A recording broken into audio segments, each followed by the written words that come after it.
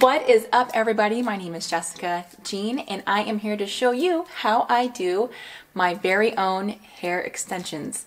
The method that I use is a hand-tied beaded weft method that I saw on Instagram and decided to give it a shot because I didn't want to spend a couple $1,000s to have a professional at a salon do it. I figured I could try to do it myself, and it worked.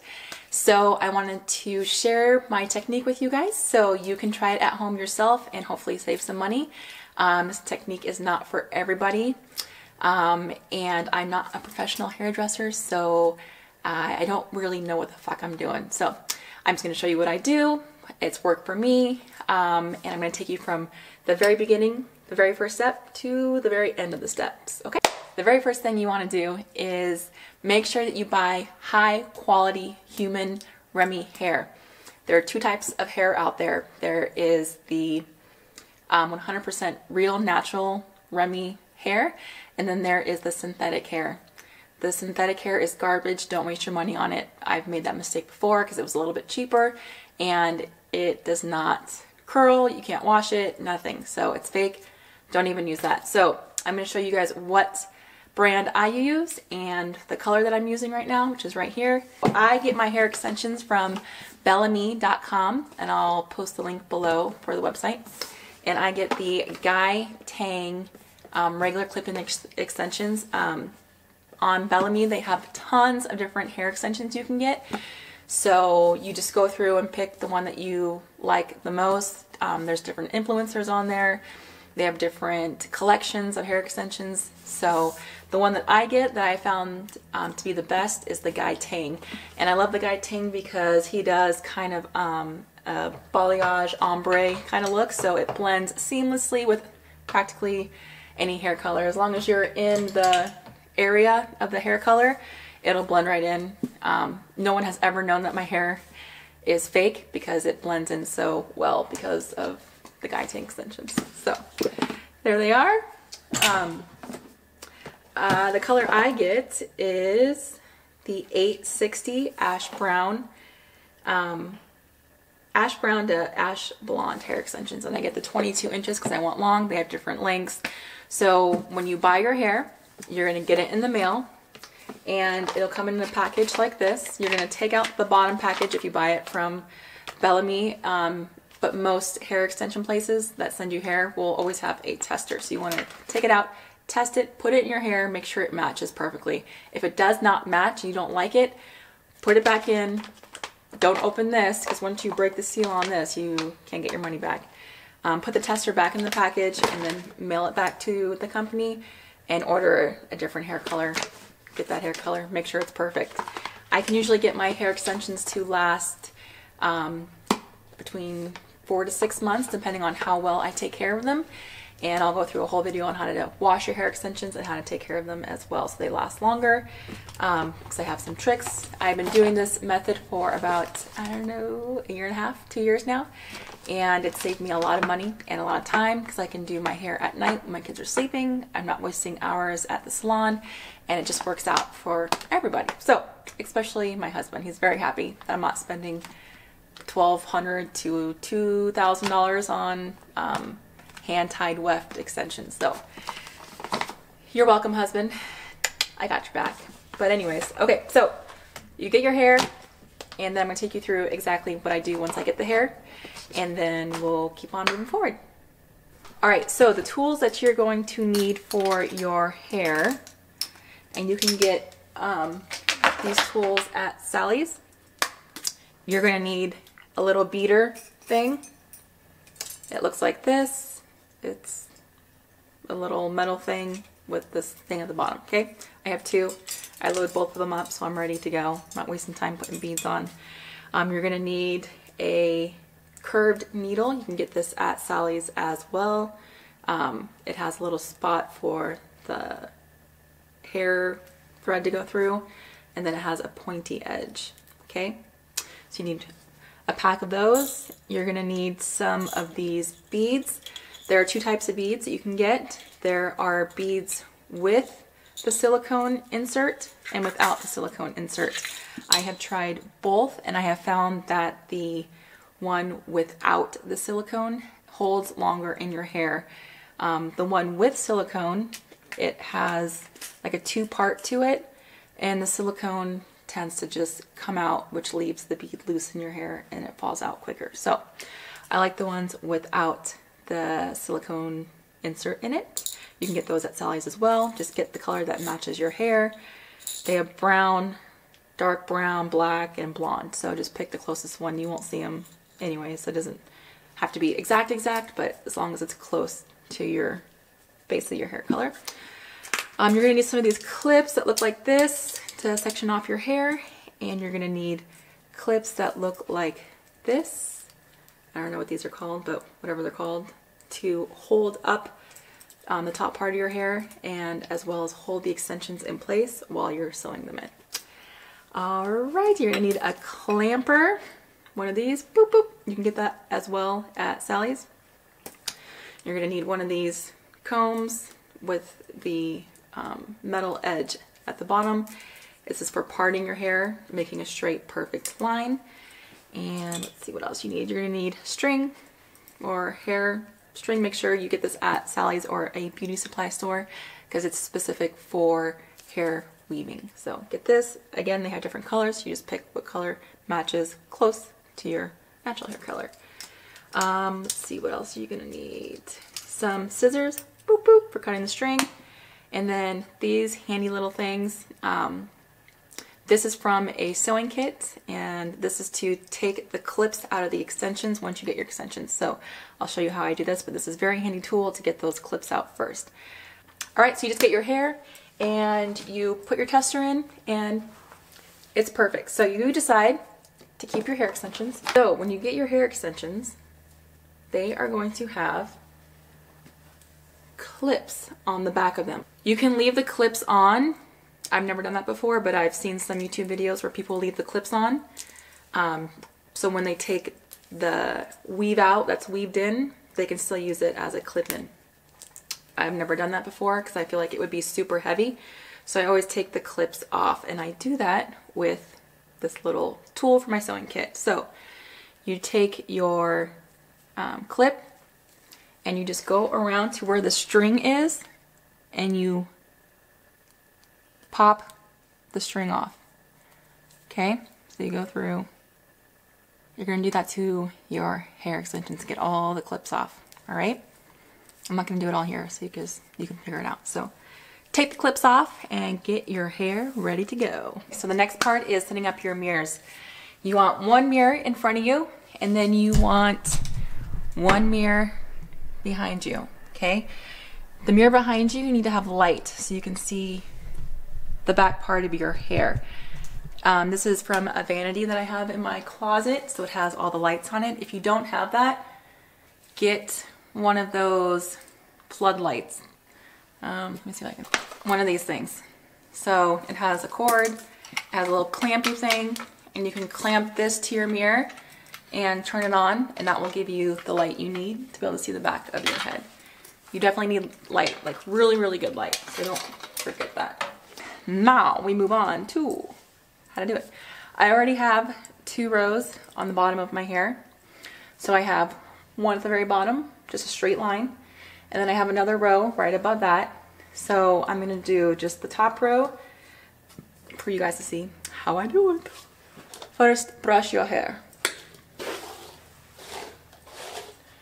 Brush your extensions.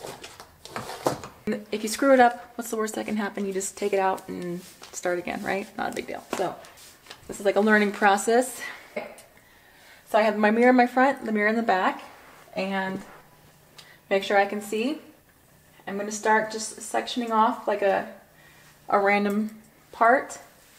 I'm going to put this up with the clip, okay?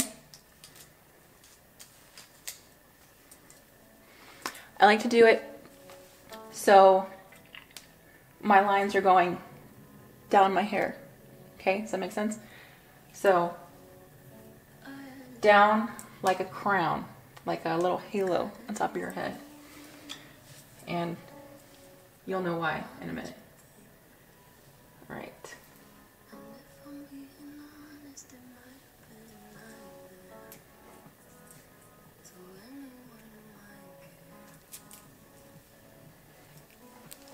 So the extra hair, I just take this clip and just clip it up.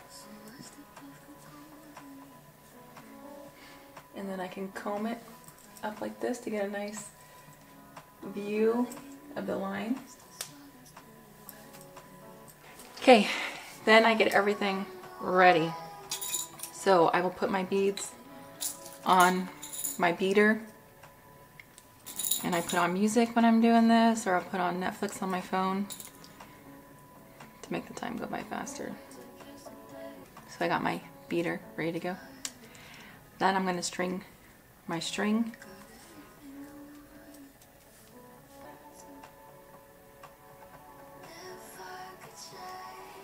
Okay, the amount of string is dependent on what section I'm doing. Since I'm doing like a top section, it's going to be a big string because I have a lot of weft. So I usually do my arm length, and I'm going to make a loop with the string.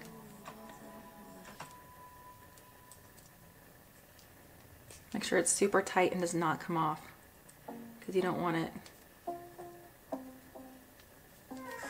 to come unraveled in your hair. Okay. Cut off the excess, so there's my knot. I'm going to cut kind of close to it, because I don't want that popping out. Make sure it's tight, pull it.